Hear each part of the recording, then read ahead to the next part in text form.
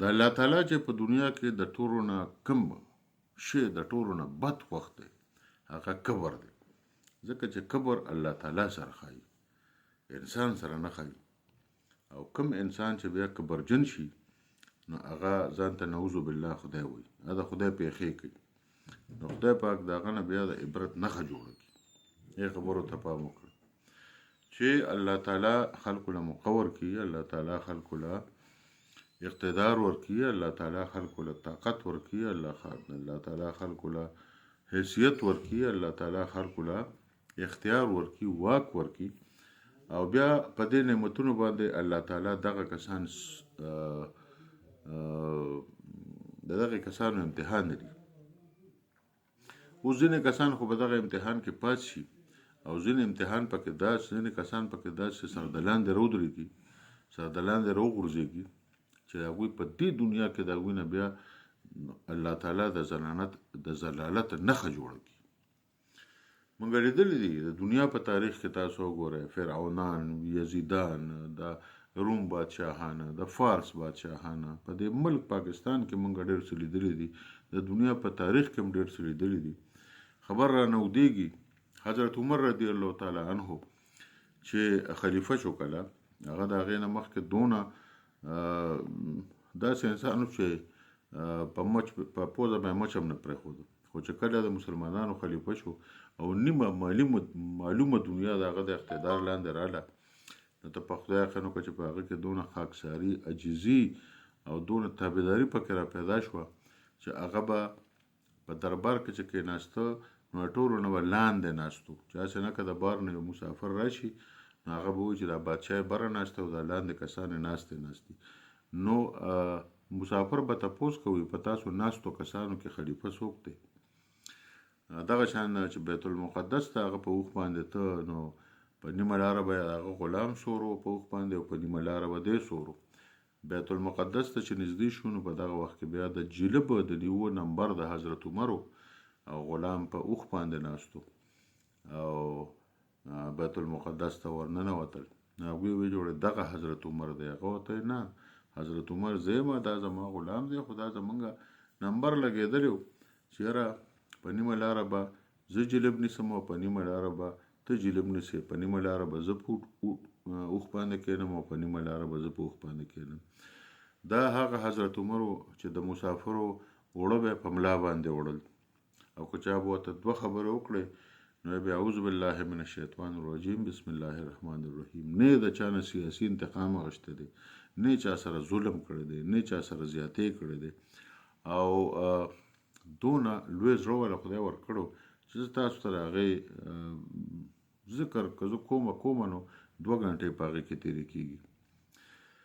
په دغه طریقه باندې الله تعالی ځکه چې الله تعالی خلکو ته وایي چې حضرت عمر له تاسو ورکړي نه دي نو ظاهره خبره چې دی به سره چا بېعزتي وکړي او څه به چا حیا والي او څه به په چا ظلم وکړي او څه به چا انتقام د چا نه انتقام والي نو الله تعالی ورله دغه لویه د بادشاهۍ درجه ورکړه او بیا به نیمه دنیا معلومه به دنیا د هغه د حکمرانۍ د خپې لاندې وه او بیا په دغه حالاتو کې حضرت عمر هم هغه شان و لکه څنګه چې د خلافت نه مخکې دا کم خلک چې د خدای مخصوص کسانی کنه نو خدای پاک دغه شان ازمایي او په هغه امتحان کې هغوی بریالي شي کامیاب شي پکې دغه د خدای هغه اصلي بندیان دي چې په خټه باندې درانه دي او بعضې نیم داسې کسان دي چې هغوی له خدای د ازمایلو دپاره ځکه چې هغوی له ځانه منافقات جوړ کړي او خلکو ته وایي چې موږ خو ډېر زیات ښه خلک یو موږ خو ډېر عجزه خلک یو موږ خو ډېر خاکساره خلک یو او زموږ د لاسه خو نه ظلم کېږي او زموږ د لاسه خو هېڅ هم نه کېږي او موږ خو بس سوشل ورکینګ کوو د خلکو خدمت کوو الله تعالی ته خو معلوم چې دا غټ منافق سړی دی الله تعالی ولا اسباب برابر کړي هغه له اقتدار ورکړي هغه له طاقت ورکړي هغه له اختیار ورکړي هغه له قدرت په لاس کې ورکړي کله چې هغه له اقتدار او قدرت او طاقت په لاس کې ورشي نو بیا الله د هغه اصلي څېره را مخامخ شي په دې اړه باندې حضرت امام علي رحمت الله علیه فرمایي چې چاته چې اختیار او قدرت او اقتدار ملو شي نو د هغه او بدلیږي نه هغه وي په اصل کې همداسې وي خو د هغه اصلي څهره را څرګنده شي. نو چې کله په خټه باندې د کمزورو خلکو ته دغه شان اقتدار ملو شي، نو هغوی چې بیا کله اقتدار ته ورسي هغوی بیا په ځان بیا په ځمکه باندې نعوذ بالله خدای ګڼي، تام تړم او تام پرانیزم او ته به وایې زما نه څنګه له جیله روځې او تم ډاکوی او تم غلې او دا لورم وله جیل ته کې او دا بلم جیل ته کې او دا بلم جیل ته کې او وایي ما ته کیمره ولګوی چې زه ورته ګورم چې وایي ما له مزه راکوي. د بعضې نیم کسانو پکې شوګر او وایي ما ته کیمره ولګوی چې وایي مږې مو ورته پرېښې دي که نه دي ورته پرېښې، لاندې مو ورته چینې اچولې دي که نه دي ورته اچولې چې دا میږي ورپسې ورځي او چیچي یې. توبه خدای توبه. دا ګوره دونه ظلم نه کول پکار، دونه ظلم نه کول پکاره د خپل اقتدار په وخت کې. اقتدار ګوره صرف د الله تعالی اقتدار دی چې ازلی دی او ابدي دی او دی او وو او ویبا او دا ټول کائنات د الله تعالی دی. کبر الله تعالی سره خای. کم انسان چې کبر کړی دی نو په دې دنیا کې د خدای پاک د عبرت نښه جوړه کړې ده. اوس عمران خان د ضمانت لپاره درخواست ورکړی چې زما سترګه ډېره خرابه ده او زما علاج په جیل کې نه کېږي، لہذا یو هسپتال ته ما بوځئ چې هلته زما د سترګې علاج وشي. د اطلاعات او وفاقي وزیر خو پسې بیان ورکړ چې وایي موږ فیصله کړې ده چې عمران خان به جیل نه راوباسو او په یو مخصوصه طبي اداره کې به هغه موږ داخلو او په هغې کې به د سترګو ماهر ډاکټران د هغه د سترګو معاینه کوي او بچو سره خو په ټلیفون باندې د هغه خبرې وشوې، پرونې ورسره خبرې شوې دي او اوس به هغه بیا یو مخصوص هسپتال ته بیا راولي، هر ځای ته چې راولي خو ډېر زبردست هسپتال ته به موږ بوځو او هلته به د سترګو ماهر ډاکټران د ده سترګې معاینه کوي او چې په څونه وخت کې دی سمیږي نو هماغه وخته پورې به د دې علاج کېږي. نو چې کله عمران خان په اقتدار کې و نو هغه ټولې خبرې موږ ته یادې دي، ټولې خبرې موږ ته یادې دي او ټولې خبرې ټول پاکستان ته یادې دي چې په مخ به لاس راښکه وایي چې دی به زه نه پرېږدم، دا زرداري به زما نه خلاص نه شي، دا نواز شریف جیل ته کې، دا شهید خاقان عباسي جیل ته کې، فریال تارپول جیل ته کې، زرداري جیل ته کې، دا به زه جړوم او اوس یې خویندې او کارکنان په خپله جاړي او په خپله هم په جړا شوی دی، وایي ما په ضمانت وباسئ، حالانکې ده وایي چې زه به چاله هم انارونه ورکوم او په خپله په انارو باندې روزي. ګوره کبر ډېر خراب شی دی چې کوم سړي کبر کړی دی که نه هغه بیا په هغه باندې رانسکوره شوی دی. دې سړي به ډېر زیات کبر به یې کو او وی به چې دا ټول ډاکوان دي، دا زه یو هم نه پرېږدم او دا یو لم زه انارونه ورکوم او یو به م رانه د جیله نه روځي او څه عجیبه خبره به یې کولې. نن هغه سړی په جیل کې پروت دی، سترګې خرابه شوې ده، اوس چغې وایي چې ماله انارو راکې، زما سترګه خرابه شوې ده، په جیل کې زما علاج نه کېږي، لہذا ما یو بل هسپتال ته منتقل کړئ چې هلته زما د سترګې علاج وشي. حالانکې نواز شریف چې کوم دی نو هغه د زړه مریض و او هغه ته په هسپتال کې 2 ځله د انجاینا اټیک هم شوی او جنون مریض و، هغه د جنون مریض ټول ډاکټرانو دا منله او د انجاینا 2 اټیک هم هغه ته شوي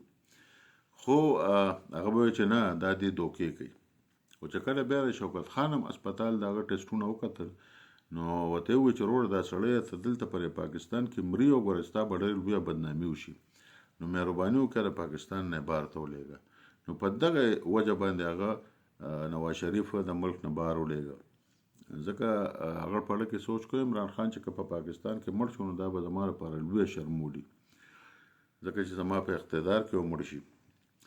نو دا مسئلې زمونږ په د پاکستان کې روانې دي او دا څه وخت کې سمې شوې وې د 2013 میلادي کال نه 2008 میلادي کال پورې دا معاملې ټیک وې، خو چې کله عمران خان راغی نو هغه پکې بیا دا کیسې شروع کړه د اقتدار او د انتقامونه اخیستل د خلکو نه سیاسي انتقامونه اخیستل ان تر دې که زه تر خپل کور قصه وکړم چې زمونږ په کور باندې پولیس راخېجولي او ټولې شیشې رانه ماتې کړې وې لیسندارې ټولې وسلې رانه وړې وې زنانو بېزتي یې راله کړې وه او دا ټولې شیشې پکې ماتې وې او ډي وي آر او دا ټول شیزونه یې رانه وړي او زمونږ په کور کې روغ ځای نو او زمونږ زنانې دونه کنځلې وې چې دا سیدانې زنانې دي تر اوسه پورې چا مخ هم نه دي لیدلي او د عمران خان په وخت کې لکه پولیس راننوتل او زمونږ دا ټولې زنانې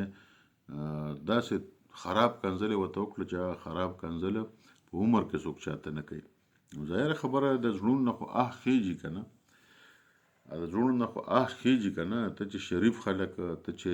سیدانه ته چې میاګانه یا ته نور معزز خلک هسې به سه ته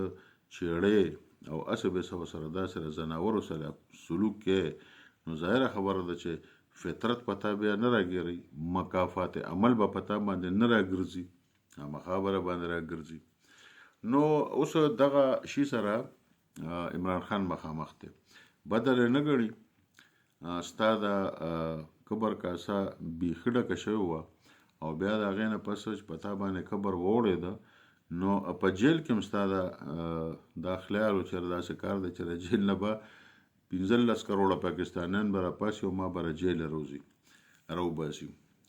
وروره مسله دا ده چې په ایمان چې که 2000 کسان هم دله راغونډېږي 2000 کسان هم دله نه راغونډېږي چې تا را جیل نه راوباسي دا ستا د خیبر پښتونخوا د حکومت وس چې کوم دی نو هغه صرف په خپلې صوبې باندې رسي چې خپلو صوبو له څونه تکلیف ورکولی شي نو هغه ورکوي لارې ورته بندوي کاڼې ورته غورځوي موټروی ورته بندوي او ټولې لارې ورته بندوي نو تکلیف یې د خیبر پښتونخوا خلکو ته رسي چې کومو خلکو عمران خان له اوټ ورکړی دی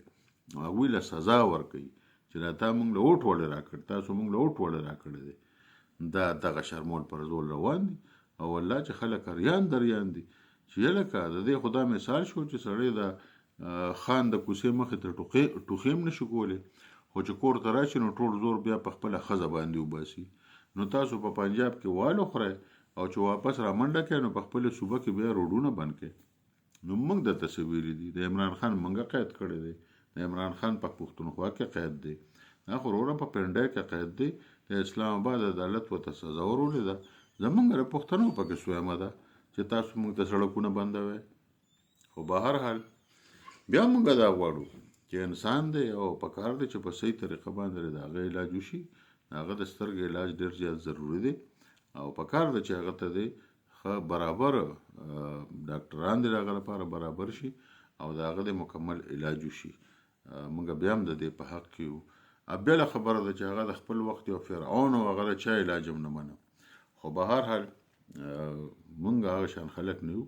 او موږ سره ذاتي ډېر ذاتیات کړي دي موږ ورته بخښلي دي او په کار دی چې اوس د هغه د سترګو باقاعده معاینه وشي او د هغه سترګې ته هېڅ نقصان ونه رسي